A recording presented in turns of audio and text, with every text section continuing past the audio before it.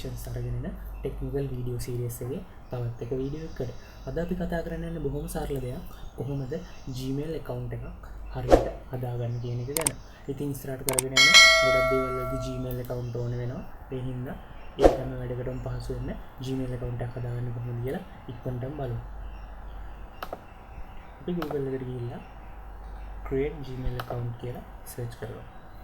එතකොට create your Gmail account කියලා google.com එකේ link එකක් එනවා. අපි ඒකට. හරි. මෙතන first name එක ගන්නවා.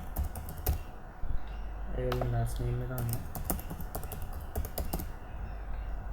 username එක ඉල්ලනවා.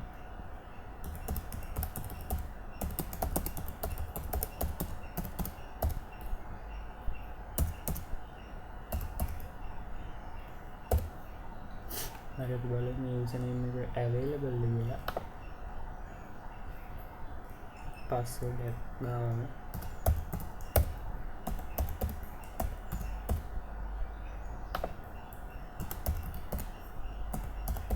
ඉතින් මම ගොඩක් විස්තර කරන්න යන්නේ නැහැ. බොහොම සරල ස්ටෙප් ටිකක් තියෙන Gmail එකක් හදන්න දන්න කෙනෙක් ගොඩක් වෙලාවට නැහැ. එහෙම කවුරු හරි ඇවිල්ලා මගේ වීඩියෝස් බලනවා නම් ඒ අයට පහසුවක් වෙන්න තමයි මම අද මේ වීඩියෝ එක කරන්නේ. ඉතින් අපි ඉස්සරහට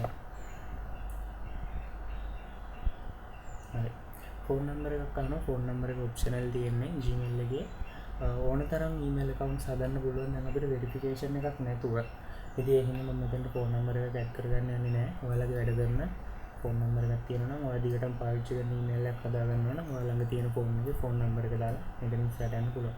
රිකවරි ඊමේල් එකකුත් ඕන නම් අපිට දාගන්න පුළුවන්. මම ඒකත් මේ වෙලාවේ දාගන්න යන්නේ නැහැ.